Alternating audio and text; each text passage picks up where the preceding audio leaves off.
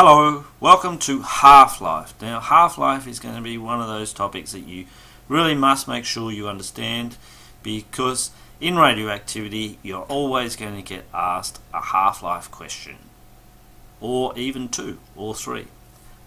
It's a classic, and so make sure as you follow this you understand each bit. Now, first of all, what do we mean by half-life? Well, the half-life of a radioactive isotope or atom is the time taken for half of its atoms to decay. So let's think about what that means. Let's say we had 100 atoms of a particular isotope, so they're all, let's say, uranium-238. So they're all the same element, they're all the same atoms, but we've got 100 of them. And if it took 10 minutes, which isn't realistic, 10 minutes for 50 of them to decay, 10 minutes would be the half-life. Now, if we also try and think of it as when you had your Geiger counter going, you could hear the Geiger counters just going chirp, chirp, chirp, chirp, chirp, chirp. And so those 100 uranium atoms aren't all going, half of them aren't just going to go pop and decay. They're going to go pop, pop, pop, pop, pop, pop, pop, pop, pop. And the rate of that pop, pop, pop, pop, pop gives you an indication of the half-life. So if you had 100 atoms and they go pop, pop, pop, pop, pop, you measure the time it takes for 50 of them to decay, and that will be the half-life. Because, and this is the important thing, those remaining 50 will take exactly the same amount of time to decay as well. Got that? Because a half-life is a period of time that it takes half the atoms to decay. Doesn't matter how many atoms there are, it just half of them decay. Probably confused you completely there, but we'll go through lots of examples, and so hopefully that will get rid of that. Let's look at this graph, because you're going to look at a lot of graphs, you're going to draw a lot of graphs, and so we need to just get up to speed with graphs. Now, on this axis we always have time. In this case, time is in minutes, and we always put our units. And on this axis we've got number of nitrogen-13 nuclei remaining. So nitrogen-13 is our isotope. We start off with 10,000 of them, and they're going to decay. And so they're going pop, pop, pop, pop, pop, decaying away, and by the time we've got only 5,000 remaining, it happens to be 10 minutes. Okay, and that would be the half-life. Now, I've lost my pens. Let's bring my pens back. There they are. Alright. Let's see. Better. And so this period here, from there to there, is a half-life. And we sometimes use the symbol T with a little half underneath it. Now, with that 5,000 remaining, the time that it takes for 2,500 of them to decay is going to be exactly the same time. So for it to go from here down to here takes, let's have a look at it, 10 minutes. And so we could say, let's put a T there, T half, we can say that for nitrogen-13, the T half is equal to 10 minutes. So the half-life of nitrogen-13 is 10 minutes. And we've read that from the graph. Right, let's have a look at some more. Let's get these pens working. Right. Okay. Here's some examples of half-lives. Now, 10 minutes is not a very common one. Here we have,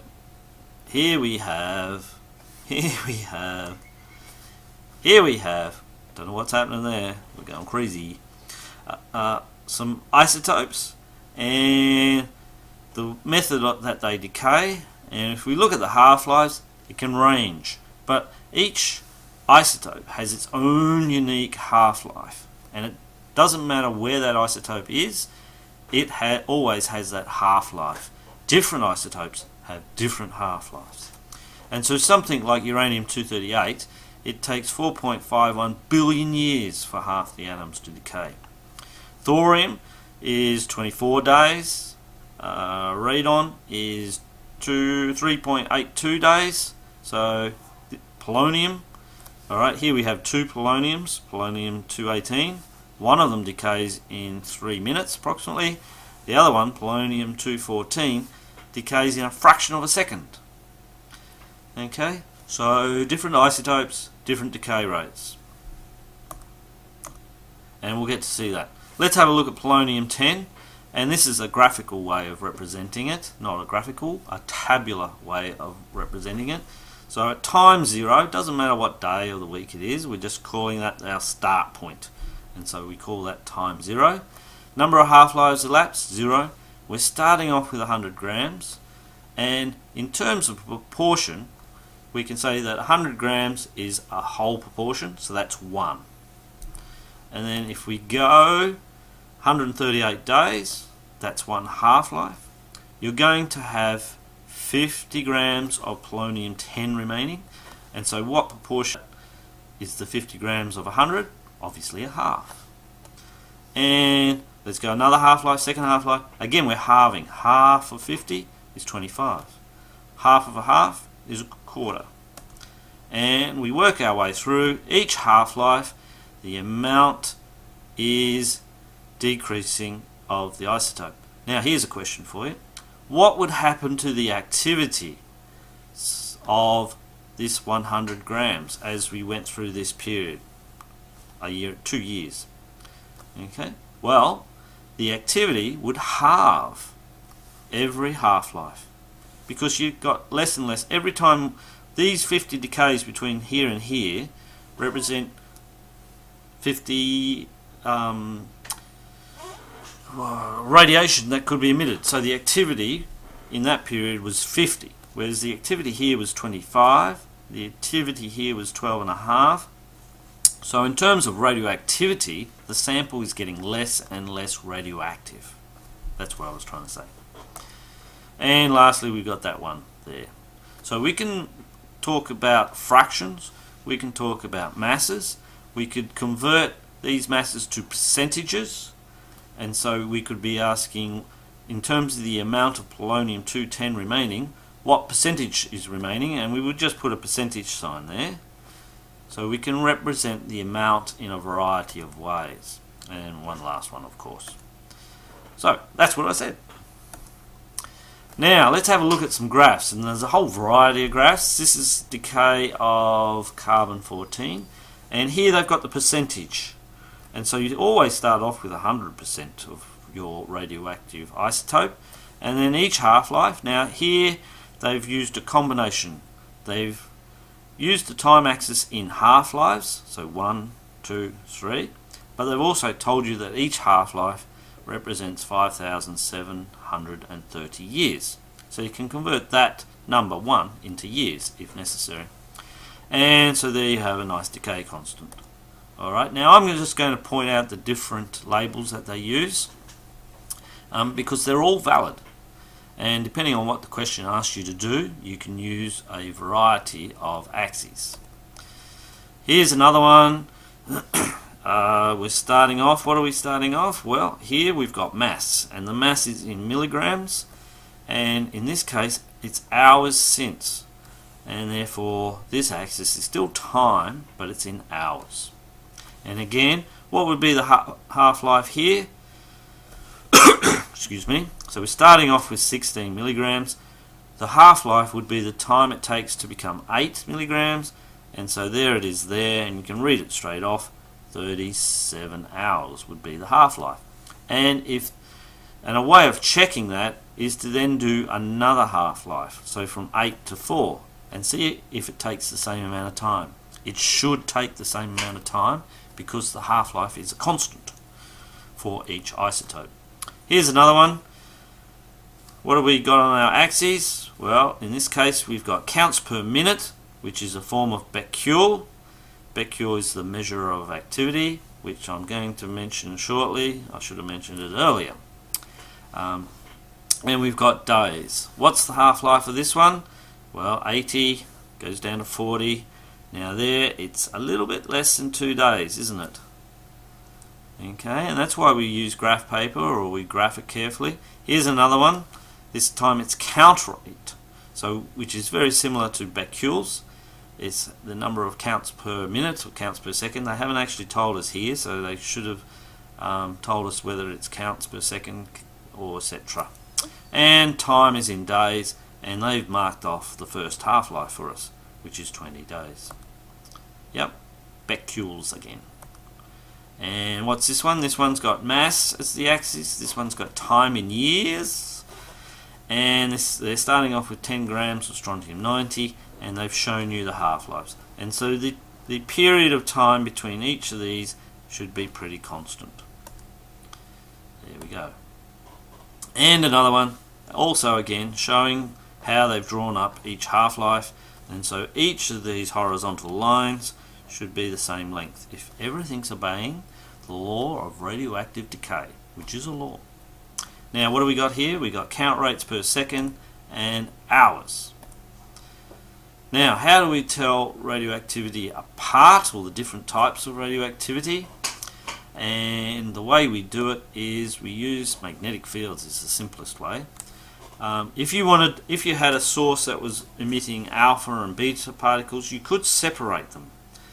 Your Geiger counter doesn't tell the difference. It just records when radioactive particle goes into the Geiger molecule. It gives you a click.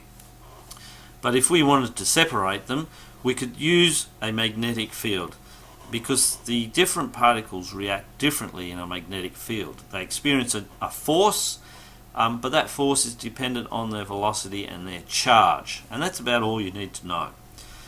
This diagram just shows you what happens. In an alpha source, an alpha particle would bend like this, whereas a beta source, the particles would go in curves like these. Very different from this pathway.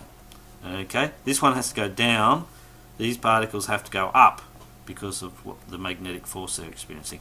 And the curvature of this circle is dependent on how fast they're moving. Whereas a gamma source is unaffected by a magnetic field and goes straight through. So if you were shooting these guys through a magnetic field, you could get some going to the left, some going to the right, and some going straight through, and that would separate them. There you go. Now back to what I should have mentioned earlier, is that the unit of radioactive decay is the becquerel, named after the guy we mentioned earlier, and it's given the symbol BQ, capital B, small q, and it represents 1 count per second. That's the standard unit. So if you're going to use counts per minute, you've got to make sure that you say that. So it also can be said as 1 disintegration, because what's radioactivity? If you're getting that particle, it means a nucleus has disintegrated. Hasn't disappeared, hasn't blown up, it's just undergone a change. So 120 counts per minute in becquerels is 2 becquerels, remembering counts per second. Now there is no unit for counts per minute or counts per year, and so we try and use becquerels, but we don't always have to, and sometimes questions don't always use becquerels. But you need to be able to convert to counts per second if you have to. Now, because it's counts per second, sometimes we need to use prefixes to either tell us if there's lots of them or if there's not many of them. And these prefixes are in your formula sheet, and you've used some of them before, like when you talk centimeters. A centi it's like a multiplier. It takes whatever you have in meters and multiplies it by 10 to the power of minus 2. And 10 to the power of minus 2 is the same as 0.01, or multiplying it by 0.01. Kilo, when we use kilograms, that's 1,000. That's 10 times 10 times 10. And millimeters, again, these are just multipliers, and we use them. And we'll get some practice using them when we're doing some more questions. But these are on your information sheet, so you don't have to memorize them, and you'll learn what to do with them when we need to. And there'll be a couple of videos put on OneNote for you to watch as well. Now you should be able to do a whole lot of questions, and I'm quickly going to race through these questions. You don't do them now, do them in the classroom, please. Because they're pretty standard. They're going to ask you questions, and then the advantage of half-lives is that not only can you use half-lives to predict the future, but you can also use a half-life to look back into the past and find out what activity a sample had in the past, or you can look at what the activity might be of a sample in the future, because the half-life is a constant for that isotope. And so if we're looking back into the past, if you go back in time one whole half-life, the activity will double. Whereas if you're looking into the future, the activity will halve. And that's what we're asking you in these questions. Sometimes we ask you how long it will take for an amount of trace to get to a certain level, so you've got to work it out. And then we also ask you how to go backwards as well. And we'll do these questions, and I'll work through a couple of these questions in class with you as well. In fact, I might just show you how to do one of these. Here we go. Let's get my pens back. I've lost my pens again. They keep disappearing. Alright, here we go. Iodine 131, half-life of 8 days. So I like to write just my information down. So we've got 8 days. Okay, a sample of iodine 131 has a mass of 32 grams. That's important information. What mass will be left after 24 days? So what we need to know is the number of half-lives. Okay, and the number of half-lives is easy to work out if we have a period of time, which is 24, and we have the actual half-life, which is 8. So 8 goes into 24 3 times, so we have 3 half-lives. Now, what can we do with that information? Well, if we're starting off with 32 grams, I like to do it just visually. There is a mathematical way of doing it, but you don't need to know that in physical science. And so we just do it visually, because in physical science we're always going to use whole half-life times. Everything's going to be a multiple of the half-life. We don't look at any other time period. So basically you can get by with just visualizing it and doing some simple calculations. So don't get too freaked out by it. Alright, so we're starting with 32 grams. After one half-life, you're going to have half that, aren't you? And so half of 32 is, let me think, is 15, 16. Had to do that in my head. Then another half-life, so this is the second half-life. We got 8 grams. And the third half-life, we're going to end up with 4 grams. And there's our answer. And that's entirely adequate working out for these sorts of questions. Now, if you were going back in time, if you were asked what was the mass of a sample 2 half-lives in the past, we'd start at 32 grams. And because we're going backwards, I like to go to the left, but you don't have to. So if we went one half-life, if we're going back in time, the mass is going to double the isotope, and so that would be 64 grams. And so forth, if you're going back in time. Alright, let's get rid of that. And let's just see if there's any tricky questions here. You've got to draw graphs, you've got to do that, got to do all that. Alright, all these questions are in your OneNote, and I'll be giving you a copy of them. So you've got a few questions to do, and in the next video we're going to look at applications of radioactivity. See ya!